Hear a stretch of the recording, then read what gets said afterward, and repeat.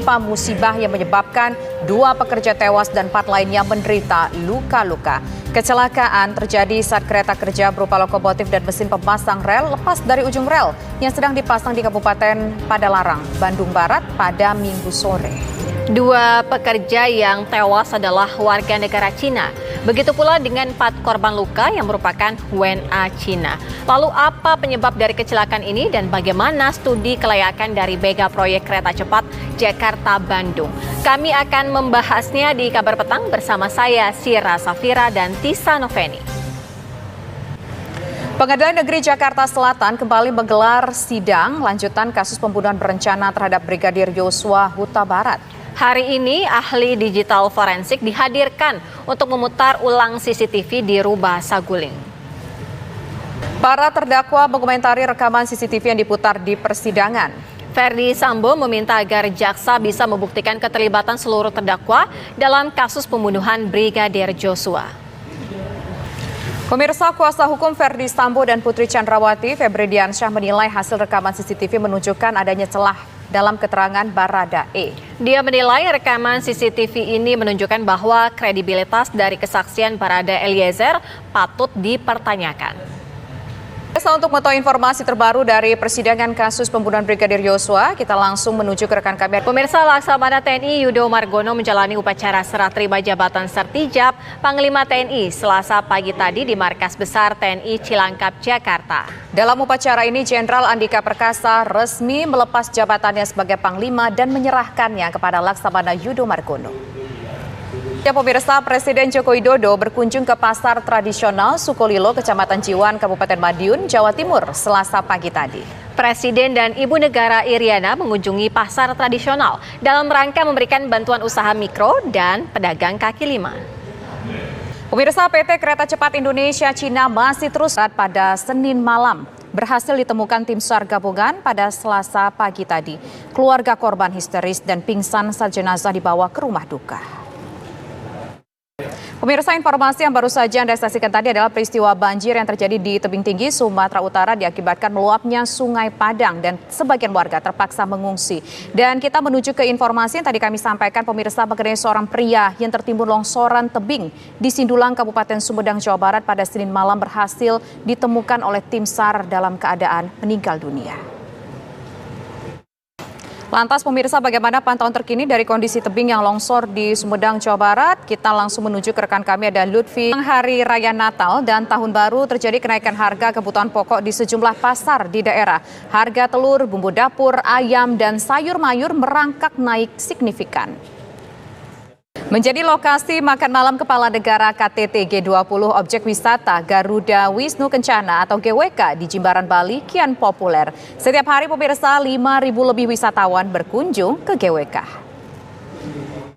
Partai Umat yang didirikan oleh politikus senior Amin Rais kembali mengikuti mediasi dengan Komisi Pemilihan Umum. Informasinya kami hadirkan usai jeda berikut. Partai Umat optimistis pertemuan bisa membawa partai ikut pemilu 2024. Lantas bagaimana hasil mediasi antara Partai Umat dengan KPU hari ini? Kita tanyakan langsung kepada Yasin Idris. Ahli digital forensik dihadirkan dalam sidang lanjutan kasus pembunuhan Brigadir Yosua Huta Barat di Pengadilan Negeri Hakim Pengadilan Negeri Jakarta Selatan mempertanyakan hasil rekaman CCTV di rumah Sambo yang diperiksa oleh ahli digital forensik dalam kasus pembunuhan Brigadir Yosua Huta Barat. Ahli Heri Prianto mengatakan ada 53 rekaman CCTV di rumah Saguling yang ia dapatkan dalam bentuk flash disk dari penyidik Polda Metro Jaya, namun 3 cuplikan yang isinya krusial. Terdakwa kasus pembunuhan Brigadir Yosua Huta Barat, Ferdi Sambo, Putri Chandrawati hingga Richard Eliezer mengomentari rekaman CCTV yang diputar di persidangan. Sambo meminta agar jaksa bisa membuktikan keterlibatan seluruh terdakwa dalam kasus pembunuhan Brigadir Joshua. Pemirsa, evakuasi kereta teknis milik PT Kereta Cepat Indonesia Cina yang mengalami kecelakaan di Kabupaten Bandung Barat masih terus dilakukan. Untuk mempermudah proses evakuasi, pihak KCIC memasang batas dan rel di sepanjang lokasi kejadian. Kecelakaan kereta teknis di proyek kereta cepat Jakarta-Bandung terjadi akibat human error. Luhut menyebut penghentian sementara proyek tersebut hanya untuk keperluan investigasi dan tidak berpengaruh terhadap penyelesaian proyek tersebut. Untuk memperbarui informasi pemirsa dari proses evakuasi kereta teknis KCIC yang mengalami kecelakaan. Pemirsa, Jenderal Andika Perkasa resmi menyerahkan jabatan Panglima TNI kepada Laksamana Yudo Margono. Panglima TNI Laksamana Yudo Margono menyebut akan melanjutkan program-program kerja yang ada pada masa kepemimpinan Jenderal Andika. Kerjanya tewas dan 4 lainnya menderita luka-luka.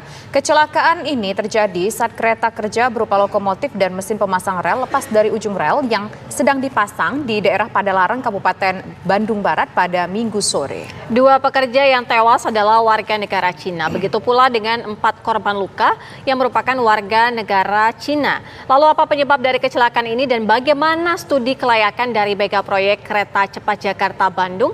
Bersama kami telah Sain ke Pak Soni, dengan adanya kecelakaan ini, apakah hambatan Pemadang azan maghrib untuk wilayah DKI Jakarta dan sekitarnya berikut ini. Selamat menjalankan ibadah sholat maghrib bagi Anda di wilayah DKI Jakarta dan sekitarnya. Kita lanjutkan kabar petang. Pasca banjir 5 hari yang lalu, kini ribuan rumah kembali terendam di kota tebing tinggi Sumatera Utara. Akibat meluapnya Sungai Padang, dini hari tadi pemirsa sebagian warga pun terpaksa diungsikan. Ratusan pemudik berbagai jurusan mulai memadati stasiun Gambir, Jakarta Pusat. PT KAI Daob 1 Jakarta memperlakukan 7 kereta api melayani keberangkatan dari stasiun Jatinegara Jakarta dan Karawang, Jawa Barat. Kedua stasiun sebagai alternatif mengurangi kepadatan bagi pemudik yang berangkat melalui stasiun Gambir dan stasiun Pasar Senen. Pemirsa, ratusan pemudik pulang ke kampung halaman mulai memadati Terminal Bus Kalideres, Jakarta Barat.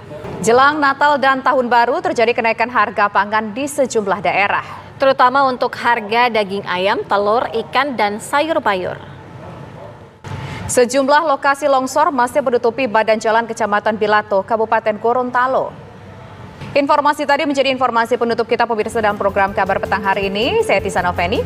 Dan saya Sira Sofira mewakili kru yang bertugas mengucapkan terima kasih atas perhatian dan kebersamaan Anda. Untuk informasi terbaru bisa Anda akses di laman tv1news.com. Sesaat lagi Caca Anissa akan hadir menemani Anda dalam program Apa Kabar Indonesia Malam. Terima kasih, sampai jumpa.